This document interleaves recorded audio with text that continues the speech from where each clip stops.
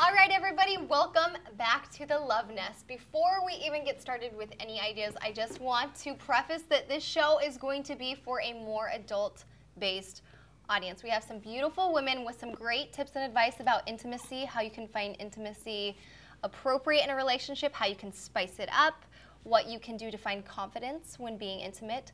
So if you are feeling like these topics are probably something your mom should be in the room for, or your dad, go grab them. And if you need advice, stick around. But this is gonna be a more, would you say PG-13 or R-rated? R-rated. Oh, definitely R-rated. It's going there. Just kidding. This is Jill and this is Nicole, and I am so excited to have them. I've been wanting to kind of grow my adult audience as well as getting information for myself. So why don't you guys tell everybody who you are, and then we'll get into the dirt.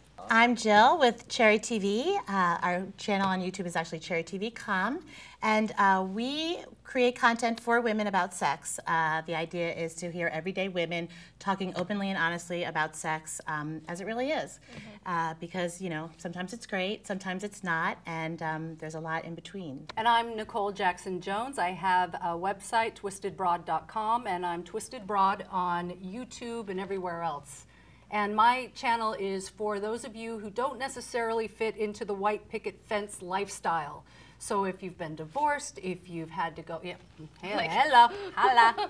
If you've ever felt a little bit out of place with all of the all-American dream and all of that good stuff, then we talk about sex. And for a lot of people who are getting back out into the dating scene, what it's like to be freaky after you've been with somebody for a long time and looking to re-establish who you are sexually, then that's where you come, Twisted Broad. So this is a good mature audience idea coming along. I like that you guys are embracing womanhood and the power, like that it's okay to be sexy. Sometimes, you know, so often like sex and sexiness are really like highly, you know, put together, and the truth is like you don't necessarily need to be sexy or feel sexy to have like a very fulfilling, good sex life. And that's I think a big hurdle that girls and women go through. They're like, I'm not feeling sexy, so I can't be confident in bed. But that doesn't have to necessarily be the case. Which is good, because we're talking today about finding that confidence in being sexy or intimate. So I love that. That'll be to come. So every show I do a love-based question. You guys draw from the vase, and then you can give your tips or answers. Ooh.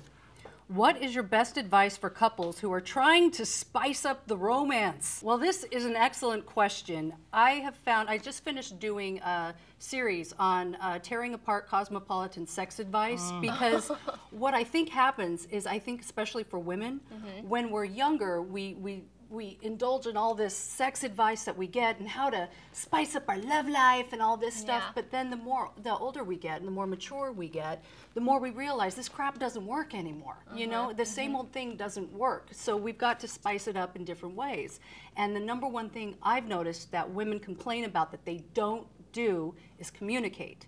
You think you communicate, but do you really communicate? It's the hardest thing. And I have a friend of mine she's been married to her college sweetheart. She's in her 30s, early 30s, and she privately told me that she's felt for quite some time that sexually there's more she could be doing. She's felt like her orgasms could be more powerful. She felt like they're doing the same things they did when they were in their early 20s, and she's changed, and how does she broach this subject with him? But she loves him and she doesn't want to hurt his feelings. And I think these are the things that screw everything up. If you're so worried about, you know, playing into what your mate wants you to be, that you can't communicate and say, you know what was working for me 5 years ago, I've now changed. And it's not working. They're afraid of offending their partner. They're afraid of offending their partner. So communication, but doing it in a loving way. Say, and take responsibility for it. So say, I don't know what I need to change here, but I'm not saying this is your job to help me fix it, but let's go on a journey together and figure it out. And then start reading everything. Like, get into Tantra if you're into it, or start watching things that you've never watched before. Challenge yourself with sexuality and find your new sexual identity.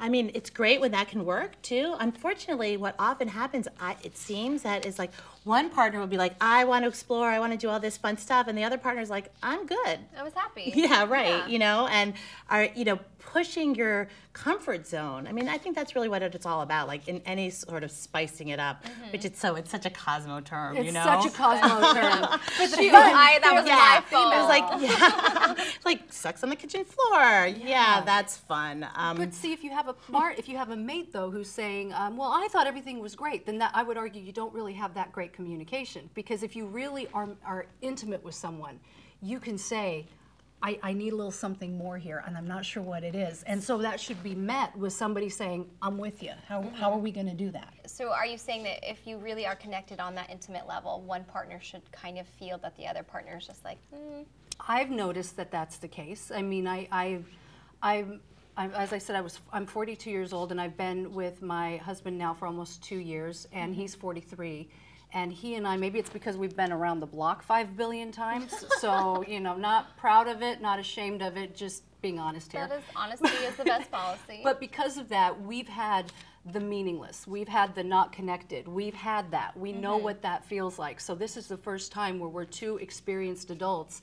And, you know, I'm fairly certain that if he lost my connection, he would damn well sure notice. And I would too. I mean, you know, you can kind of tell when somebody's, you know, just doing what they do. I mean, I think in best case scenario, that is how it is. But I think the truth of the matter is a lot of people, like, they get in a sex zone and they're there. And, you know, of course, being present and, you know, working with your partner throughout all stages of it is, you know, optimal. But people often, you know, fake it well, as you say, or aren't even sure themselves that they think they're in a rut. You know, they're like, I'm not, as you said, your friend. She's like, I'm not quite feeling fulfilled, but not really sure what that was. And meanwhile, you know, it happens all the time that the other partner is like, whoa, that's news to me. You know, you've been moaning. It's, you know, you seem to enjoy it. You know. So like what you said, the advice would be good for the communication, because maybe if you are willing to communicate in a way that's like a loving, you know, comforting, like instead of, you're not giving me what I need, it's more about, hey, I feel like we could spice it up a little bit. How do you feel about, and then kind of going into options that way and presenting it more as like a us thing instead of a you. Because I feel like anytime you point a finger in a relationship, that's the worst thing you can do. Well, and you also have to be honest with yourself. I've known a lot of women, I have a friend who's in her 40s, who will privately tell her friends she's never had an orgasm. Oh, bless her heart. But she has been, or I take that back, she's never had an orgasm with a partner. She can have them privately, but she can't have them with a partner. And it's because she doesn't feel comfortable or confident enough to just, and it's not about worrying about what the other person thinks, it's about owning it yourself and saying, wow, rather than worrying about what the other person thinks, I should genuinely have a little feeling for myself, give myself a bit of a hug and say, that sucks that I've never done that, and maybe own up to it, but not in a shameful way, just in a, these are the choices I've made.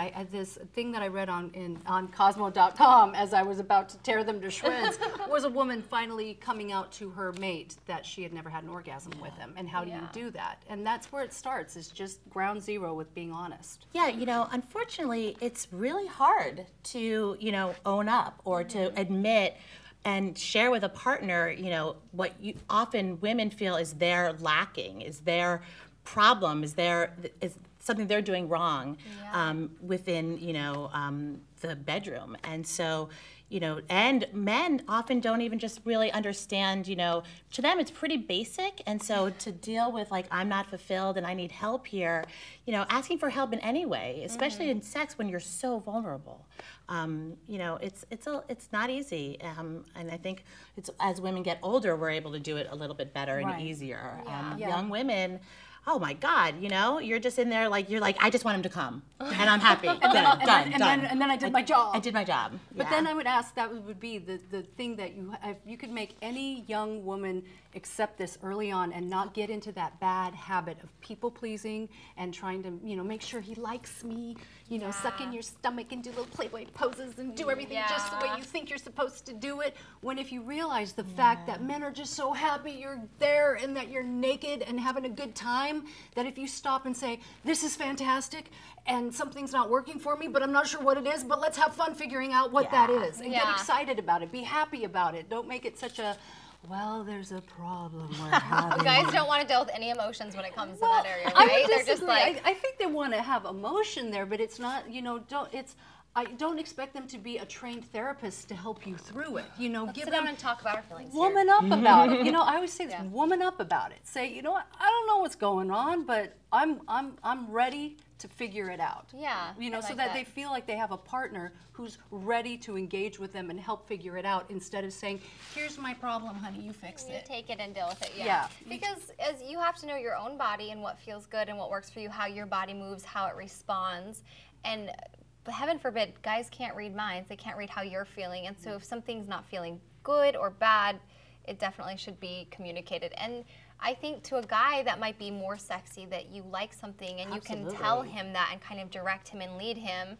And then, because he wants to feel like he's pleasing you. And I mean, I'm way out of practice right now, so you guys can correct me if I'm wrong, but I think a guy would want to be directed and moved in the directions. Like, that's, guys like knowing that they're making you feel good, vice versa. And if you were doing something that didn't feel good to a guy and he told you, I think girls don't take it personally, just, okay, well, what should I do better or differently? Yeah. It's so nice when women and girls know exactly like kind of what they need, or they're comfortable with their body and they're able to kind of help their partner along, that they basically take ownership and responsibility for their own orgasm.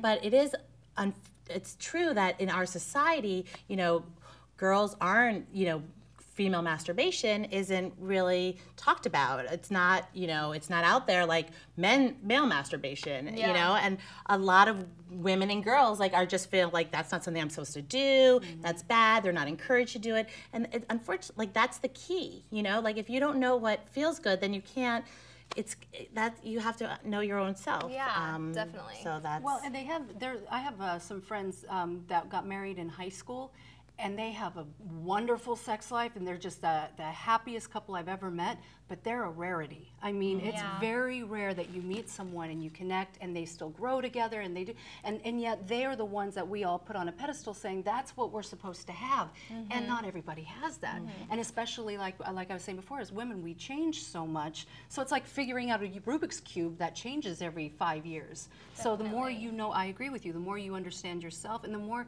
I think we talk to even as young as like 15, 16-year-old girls about how self-exploration is a good thing.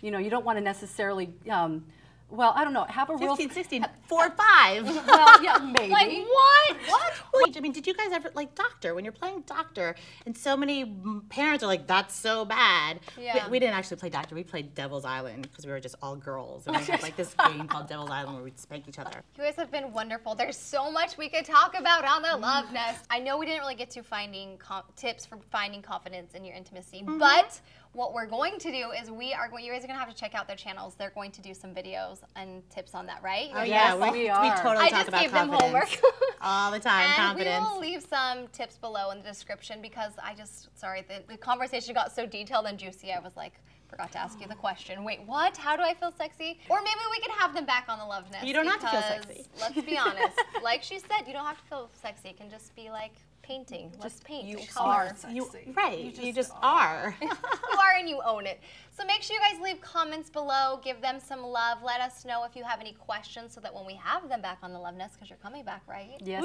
ma'am. They're going to be back and we can answer them for you. Thanks for stopping by the Love Nest, and we will see you next time. Bye, everybody. Bye.